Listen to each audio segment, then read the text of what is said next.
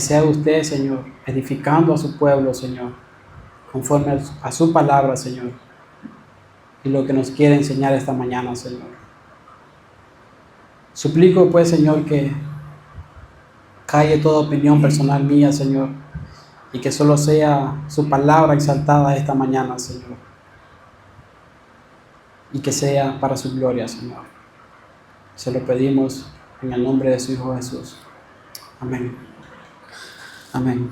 Como saben, mis hermanos, hemos estado estudiando en el Evangelio de Juan y vamos a continuar en el capítulo 5 del versículo 9 al 17. Y como ustedes ven ahí en sus pantallas, el tema es permanecer en el amor de Cristo. Y vivimos en una época en que muchas personas buscan estabilidad, buscan propósito y buscan seguridad en diferentes cosas, en el trabajo, en el dinero, en las relaciones, en los logros personales. Sin embargo, todo lo que este mundo ofrece, hermanos, es temporal y puede cambiar con el tiempo.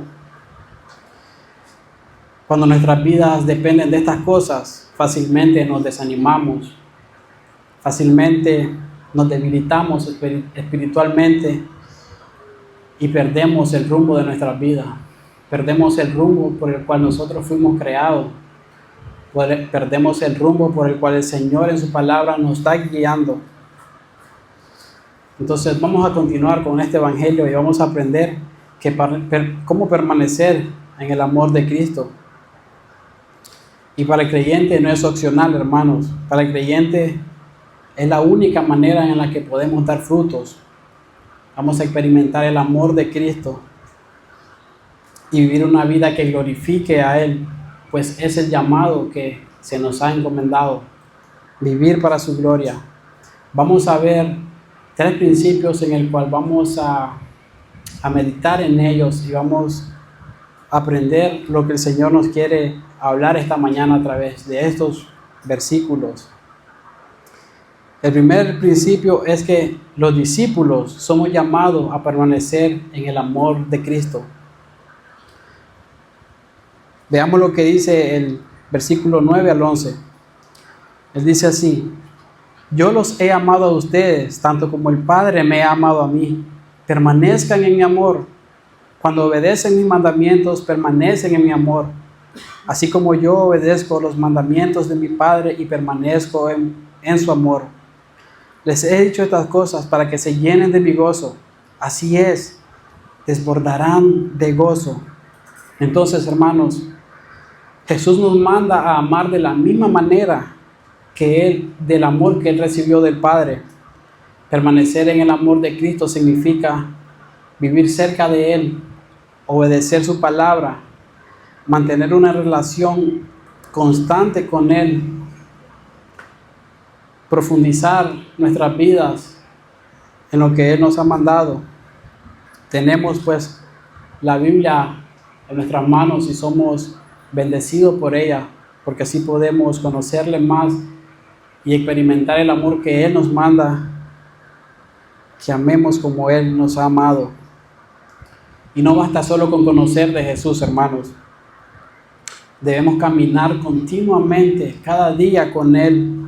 Y esto tiene que ser en oración, en la lectura diaria de nuestras vidas, teniendo tiempos de calidad con el Señor, mantenernos en esa relación constante en la cual Él nos manda a que estemos.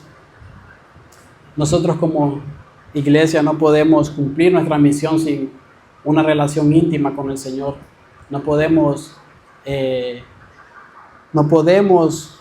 cumplir cualquier obra que hagamos acá en la iglesia, todo ministerio, todo servicio que hagamos tiene que ser de una intimidad, de una comunión auténtica, de una comunión real con el Señor. Yo recuerdo que uno de mis pastores favoritos, él ilustra cómo nosotros como cristianos debemos conocer del Señor. Y él ilustra de la manera diciendo de un minero Él dice que un minero entra a la mina y pasa horas tras horas buscando tesoros en ella. Y él sale de la mina con esos tesoros. Asimismo nosotros, mis hermanos, tenemos que pasar horas tras horas tras horas en su palabra para poder sacar estos tesoros que son su verdad y poder vivir conformes a ella. Entonces, hermanos, una iglesia fuerte es una iglesia que ora, que busca del Señor y obedece su palabra. Pero al permanecer en Él, mis hermanos, hay un resultado. Tenemos un resultado. El resultado de permanecer en Cristo es un gozo completo. El versículo 11 dice: le he dicho estas cosas para que se llenen de mi gozo. Así es, desbordarán de gozo. Es interesante, hermanos, que podamos ponerle atención a lo que el Señor nos dice y a las palabras que Él nos está diciendo. Él dice, desbordarán de gozo. Él no está diciendo, serán llenados hasta cierto punto. No, es desbordarán como algo ilimitado, algo que solo Él puede llenar, algo que solo Él es suficiente. El Señor está prometiendo acá a sus discípulos que Él le daría ese gozo.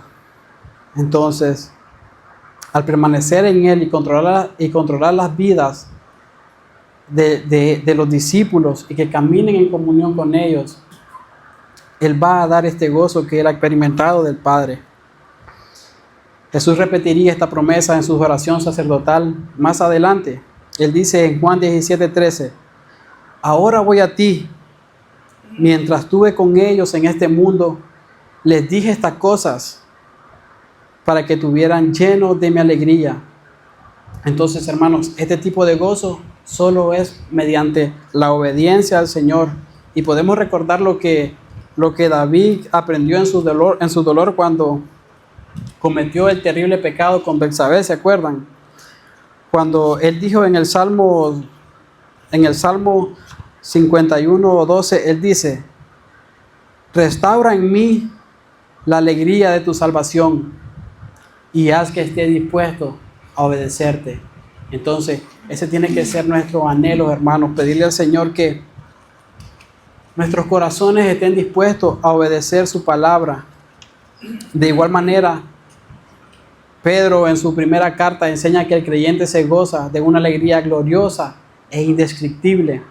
Para los que anotan, eso lo pueden encontrar en primera de Pedro 1:18. Entonces, hermanos, el gozo no es emocional o es algo místico, sino que se refleja en la obediencia. No es un misterio. Este gozo lo experimentamos al permanecer y obedecer al Señor. El Señor estableció este modelo al seguir la obediencia de su Padre. Fue una obediencia perfecta a los mandamientos que Él le dio. Entonces permanecer en Jesús produce este mismo gozo, un gozo que nace de esta obediencia.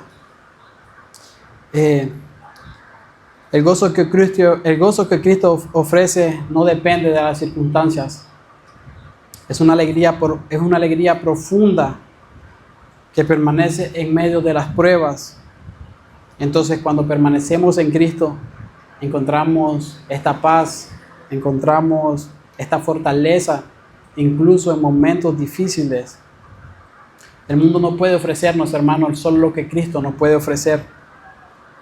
Solo Jesús puede darnos la paz que necesitamos, la paz que sobrepasa todo entendimiento, una paz que no depende de las circunstancias, ni son cambiadas o alteradas por ellas. Recordemos lo que el Señor nos dijo en un capítulo atrás, hace 2 domingos, en el capítulo 14:27 de este mismo evangelio. Él dijo, les dejo un regalo, paz en la mente y en el corazón, y la paz que yo doy es un regalo que el mundo no puede dar. Así que no se angustien ni tengan miedo. Me encanta cuando el Señor dice acá de que el regalo que Él da, el mundo no puede ofrecer. Y ciertamente nosotros muchas veces buscamos lo contrario, lo que el Señor nos manda a hacer. Él dice que Él solo puede dar esa paz que necesitamos. Entonces nosotros buscamos cosas de este mundo que son pasajeras, que no nos llenan. Y por eso muchas veces andamos angustiados, andamos afligidos, andamos con ansiedad, porque no miramos a Cristo. No le miramos a Él.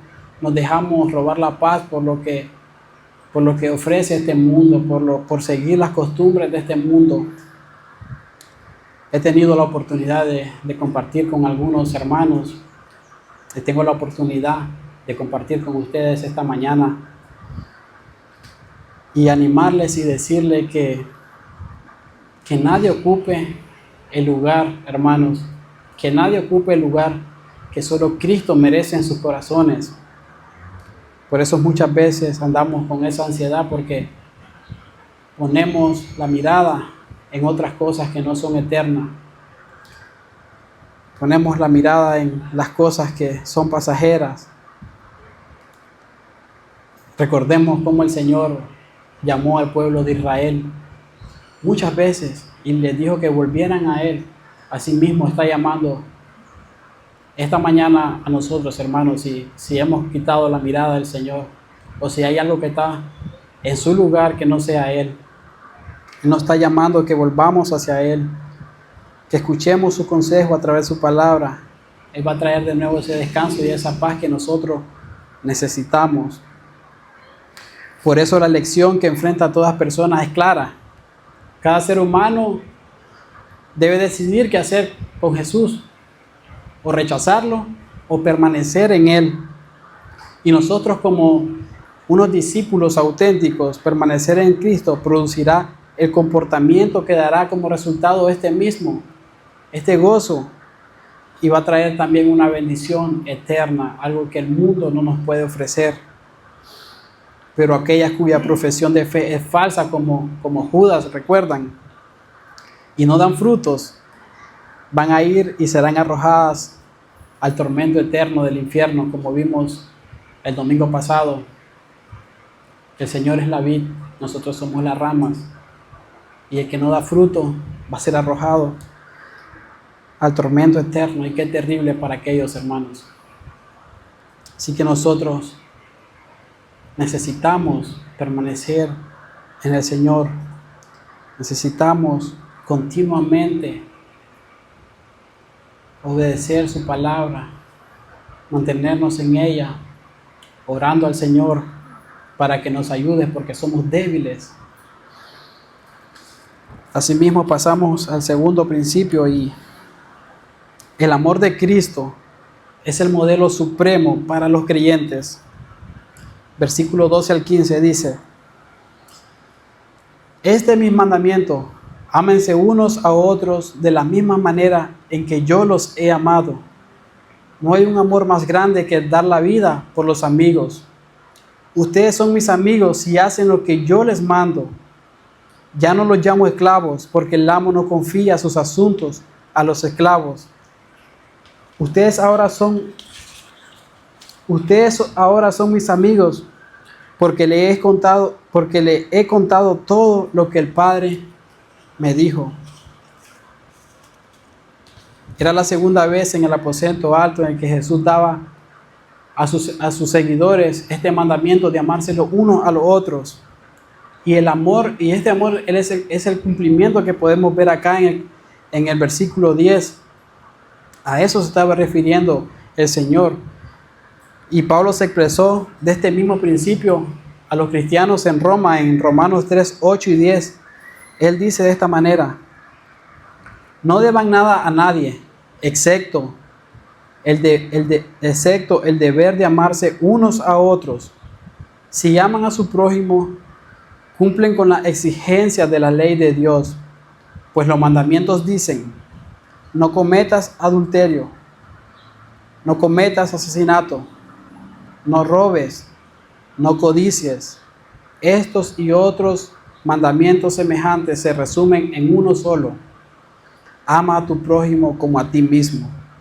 El amor no hace mal a otros, por eso el amor cumple con la exigencia de la ley. Solo quienes permanecemos en Él tenemos la capacidad de amar de esta manera, hermanos. No podemos esperar que alguien que no es cristiano pueda amarnos de esta manera. No puede dar algo que no ha recibido. En cambio nosotros, como cristianos, como discípulos del Señor, recordemos que el Señor está hablando a sus discípulos acá. Entonces nosotros como sus discípulos tenemos que amar de esta misma manera, en permanecer en Él. La manera más elevada del amor entre los creyentes quedó establecida en las palabras del Señor cuando Él dijo: ámense unos a otros de la misma manera en la que yo los he amado. Entonces, ¿cómo el Señor Jesucristo mostró su amor? Él lo mostró con sacrificio, de una manera sacrificial.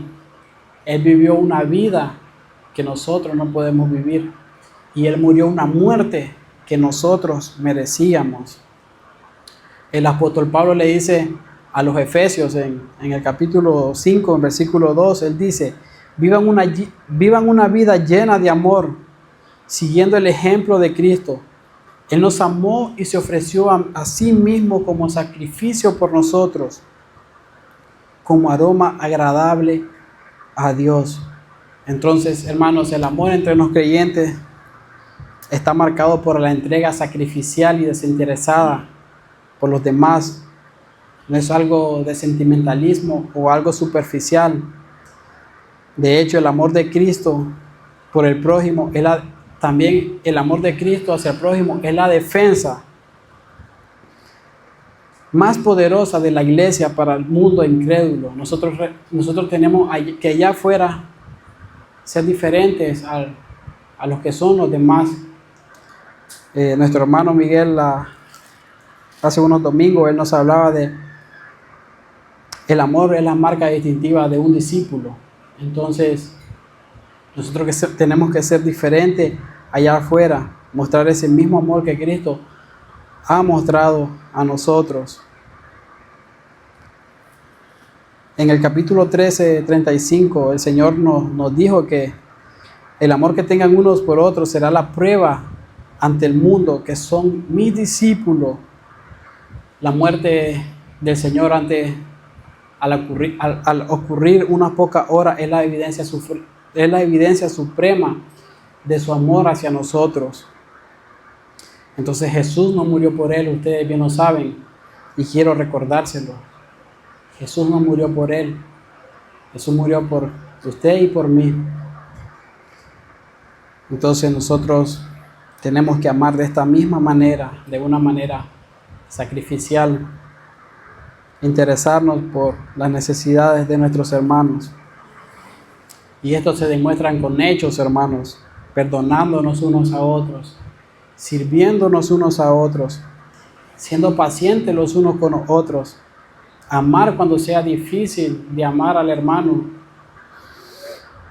orar unos por otros, animarnos unos por otros, exhortarnos unos por otros. Por eso somos privilegiados en poder. El pastor esta mañana daba un anuncio de los grupos pequeños y somos privilegiados en poder ser parte de este grupo de creyentes en el cual nosotros nos animamos los unos a los otros, nos exhortamos, hermanos. Pues qué privilegio tenemos en ser parte de uno de ellos. Y yo les animo nuevamente a que podamos apreciar este tiempo y podamos ser edificados por el Señor. Entonces todo esto fortalece la iglesia y todo esto nos da más unidad como el pueblo del Señor. El versículo 14 dice: ustedes son mis amigos si hacen lo que yo les mando. La esencia del pecado, hermanos, es la rebelión en contra de Dios, en contra de lo que el Señor nos dice. Alejarse del pecado implica necesariamente obedecer al Señor, porque todo pecado es rebelión en contra de Él. Y Él nos está diciendo aquí claramente: ustedes son mis amigos si hacen lo que yo les mando. Todo lo contrario que el Señor todo lo contrario que nosotros hagamos, que el Señor no nos ha dicho en su palabra, es pecado en contra de Él. Una persona no puede estar sometida a Dios y a la misma vez estar en contra de Él. Es imposible. El versículo 15 sigue diciendo: ya no los llamo esclavos, porque el amo no confía sus asuntos a los esclavos. Ustedes ahora son mis amigos, porque les he contado todo lo que el Padre me ha dicho. El término acá esclavo no tenía en la cultura judía muchas de las implicaciones negativas que hoy normalmente podemos ver. Si hoy en nuestra cultura llamamos a alguien esclavo, no lo vemos algo bueno o algo bonito, y no es que haya sido algo bonito en la cultura judía, sino que era algo normal. De hecho, algunos personajes más nobles del Antiguo Testamento fueron descritos como esclavos, que en griego es doulos, y en la lista incluye a Moisés, a Caleb, a Josué, a Job, hasta el mismo Mesías lo incluye. Y en el Nuevo Testamento incluye a Pablo, a Santiago, a Pedro, entre muchos más de estos se denominaban esclavos de Cristo. Este término reflejaba su dependencia y dedicación únicamente al Señor. Y Jesús es nuestro Señor. Y nosotros, hermanos, nosotros los que le seguimos, nosotros sus discípulos, somos sus esclavos. El esclavo era sometido, era comprado, era sustentado y era protegido por su amo. Vivía totalmente bajo la voluntad de él. Y por lo general los esclavos no solían tener una relación íntima con el Señor, con su Señor terrenal. Normalmente el esclavo no sabía qué hacía su Señor. Esto es, no conocían sus planes, los amos no revelaban sus metas, los amos no revelaban sus propósitos a sus esclavos. Tan solo los instruían para que hicieran lo que ellos quisieran. Aunque es cierto que nosotros como seguidores del Señor somos llamados sus esclavos, increíblemente podemos ver acá que Él nos llama sus amigos. Y eso es algo más elevado que ser su discípulo. Es una comunión más íntima. Es algo que nos ha revelado Él del Padre. En el Antiguo Testamento solo Abraham tuvo este privilegio de ser llamado amigo del Señor. Los que notan pueden encontrarlo en segunda de Crónicas 27, Isaías 41:8, Santiago 2:23. Entonces, este es el acceso íntimo que tiene el Señor con sus amigos. Jesús prometió compartir con los creyentes lo que había recibido del Padre. En Juan 8:32, Él nos dijo: y conocerán la verdad, y la verdad los hará libres. Entonces, al creer en Él somos llamados sus amigos. Él dio su vida por sus amigos y nos reveló la voluntad de su Padre. Entonces, qué privilegiados somos nosotros, mis hermanos, en poder escuchar que el Señor nos llama a sus amigos. Entonces, como iglesia debemos evitar las divisiones, servirnos a otros con humildad y seguir este mismo ejemplo que Él nos ha dado con su vida. Así vamos a reflejar el amor de Él, la amistad que Él nos ha mostrado. Jesús compartió con sus discípulos lo que había recibido del Padre, y podemos ver entonces esa intimidad, esa confianza con la cual compartió con sus discípulos. Entonces, el creyente no solo es un siervo, sino un amigo cercano de Dios, y Él nos invita a disfrutar de esta relación con Él. Y hermanos, conocer la voluntad de Dios tiene que ser un privilegio para nosotros quienes seguimos al Señor, y poder permanecer en comunión constante con Él. Porque en un mundo donde se niega la verdad, la vida es la única en su claridad y autoridad. Donde muchos ven grises, la palabra de Dios habla en términos blancos o negros. ¿Es o no es? La Biblia es absoluta, es definitiva, es autoritativa, no le preocupa que se ofendan, por lo tanto no teme confrontar a las personas con la realidad de su pecado, con la realidad de su condición pecaminosa. Si estamos mal, ella nos va a exhortar y nos va a decir que no es así. Como resultado, las escrituras marcan un contraste de esto.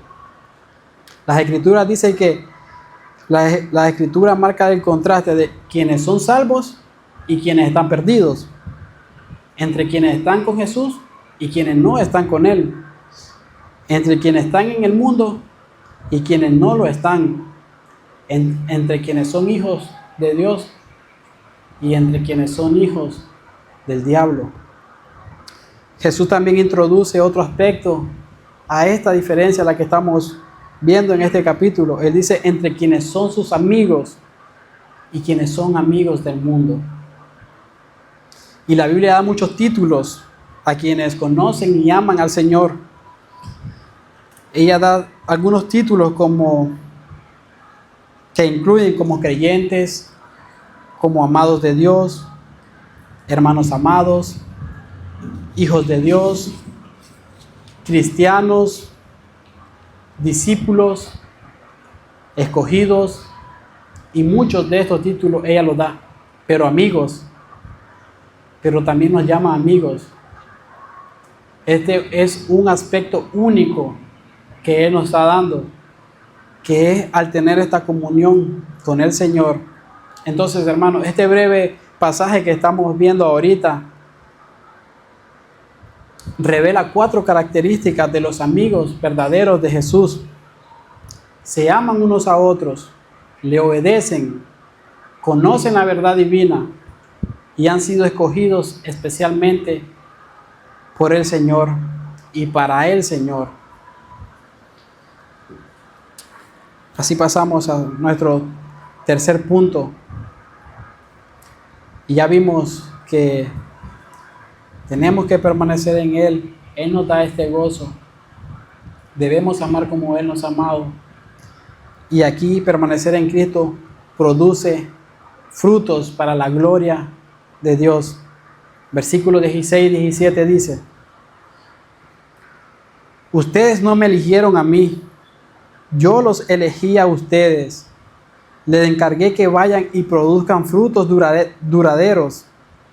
Así el Padre les dará todo lo que pidan en mi nombre. Este es mi mandato: ámense los unos a los otros. Al contrario de la práctica judía, normalmente los discípulos se acercaban al rabí que ellos querían seguir. Normalmente los discípulos acá vemos cómo no eligieron al Señor. El Señor dice: yo los elegí. Vemos que el Señor no se elige. Entonces, el hecho de que Jesús escogiera a sus discípulos y por igual a nosotros como creyentes para la salvación, nosotros no tenemos ningún mérito. El Señor elimina cualquier motivo de orgullo espiritual que podamos tener como cristianos al sentirnos que el Señor vio algo en nosotros para que nos eligieran. No, hermanos. Él está mostrando aquí su soberanía, su gracia soberana, y nosotros tenemos que exaltarlo por eso, porque reconocemos que no somos dignos, porque no hay nada bueno en nosotros que podamos ofrecerle al Señor. Él nos eligió. Qué maravilloso poder escuchar al Señor que Él nos haya elegido.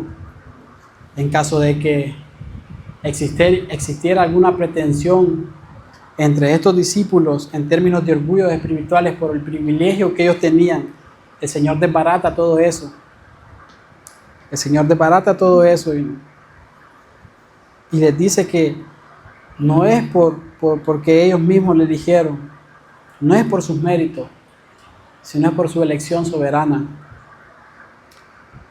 O sea, esto es un acto de gracia y no es una recompensa por nuestras propias obras. Recuerdan lo que dice Isaías en el capítulo 66:6. Él dice que Nuestras obras son como trapos de inmundicia.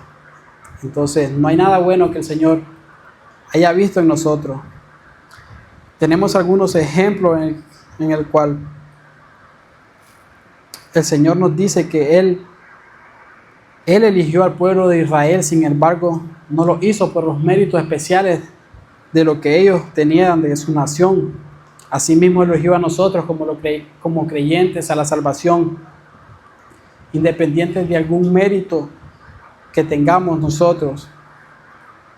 Entonces, mis hermanos, este texto nos enseña que la iniciativa siempre viene de Dios, no viene de nosotros. Siempre la iniciativa viene del Señor. Nosotros pecaminosamente no buscamos al Señor por nuestra propia cuenta. No deseamos al Señor. Él tiene que hacer algo en nosotros. Él tiene que tomar la iniciativa para que pueda obrar en nuestros corazones, podamos seguirle, podamos vivir para Él. Además de haberlos escogidos, además de haber escogido a los discípulos para la salvación, también Jesús los comisionó para servir. ¿Recuerdan cuando estaban en el aposento alto y el Señor lavó sus pies? Es un claro ejemplo que nos da para servirnos los unos a los otros. Y después de elegir a los discípulos, los transformó y los formó para ir y proclamar el Evangelio. Él les ordenó a sus discípulos ir y proclamar el Evangelio, las buenas nuevas, y llevar este fruto a otro. Entonces, hermanos, la evidencia o la vida cristiana no es un deporte para espectadores. Jesús no nos eligió como creyentes para que pudiéramos estar quietos mientras vemos cómo el mundo va camino al infierno, sino al contrario, Él nos dejó un mandamiento explícito de cómo hacerlo. ¿Se acuerdan la Gran Comisión? La Gran Comisión en el Evangelio de Mateo 28, 19 y 20, Él dice: por lo tanto, vayan y hagan discípulos de todas las naciones, bautizándolos en el nombre del Padre, del Hijo y del Espíritu Santo. Enseñen a los nuevos discípulos a obedecer todos los mandatos que les he dado. Y tengan por seguro esto, que estoy con ustedes siempre, hasta el fin de los tiempos. Entonces, hermanos, cuando proclamamos el Evangelio, quienes responden a la salvación son frutos duraderos. Son personas que el Señor va a obrar en sus corazones y van a ser llamados sus hijos, van a ser llamados sus amigos, y ellos van a ser frutos duraderos que permanecen en el Señor. El hecho de que el Señor repitiera su promesa en el versículo 7, cuando Él dice, lo vimos el domingo pasado, Él dice: pueden pedir lo que quieran y les será concedido. Este pasaje enfatiza la esencia entre la oración y el evangelismo. Jesús promete que el Padre... Jesús nos está dando una promesa acá. Jesús nos está dando una promesa. Pueden pedir lo que quieran y se les será concedido. Jesús nos está dando una promesa, que el Padre va a responder a nuestras oraciones hechas en su nombre, pero solo y únicamente cuando permanecemos en Él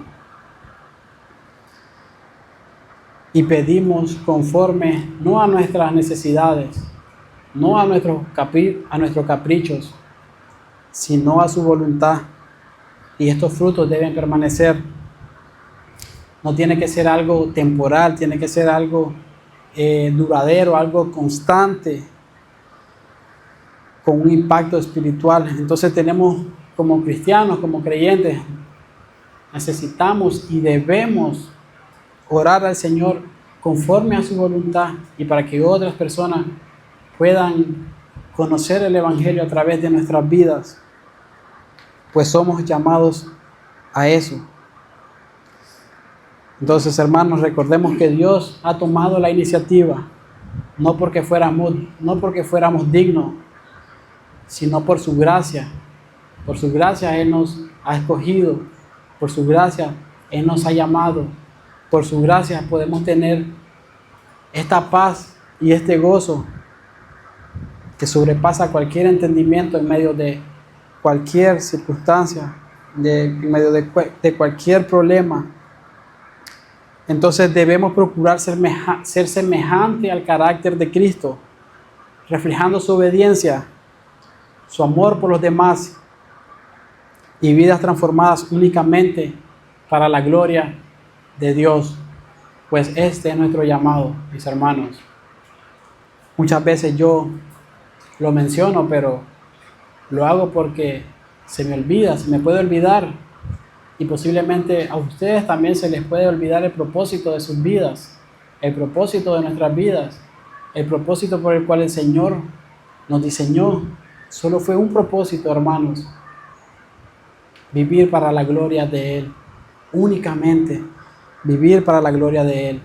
Entonces, estamos viendo cómo el Señor aquí está hablando especialmente a sus discípulos, a que permanezcamos en Él, y al permanecer en Él tengamos este gozo que solo Él ofrece, al mostrar ese amor que Él tuvo por nosotros, y al dar frutos que den gloria únicamente a Él. Sé que, y posiblemente muchos de acá, que estamos acá, no seamos cristianos, pero yo le animo, amigo, amiga, que está acá. El Señor dice que hoy es el día de salvación. Hoy podemos pedir en nuestros corazones que Él pueda obrar a través de su Espíritu Santo y que nos dé convicción de pecado, y que podamos recibirle como el único y verdadero Salvador. Y jóvenes, escúchenme, jóvenes. Sé que el internet, sé que las redes sociales han bombardeado nuestra sociedad. Yo les recuerdo lo que dice el Señor en Eclesiastés, que aprovechen sus días de juventud. Necesitan y necesitamos todos ser como ese minero que entra a la mina diario y saca tesoros, saca verdades de la palabra del Señor, y que podamos vivir estas verdades, podamos obedecerlas y podamos permanecer en ellas. Filipenses 1:11 es nuestra aplicación para esta mañana.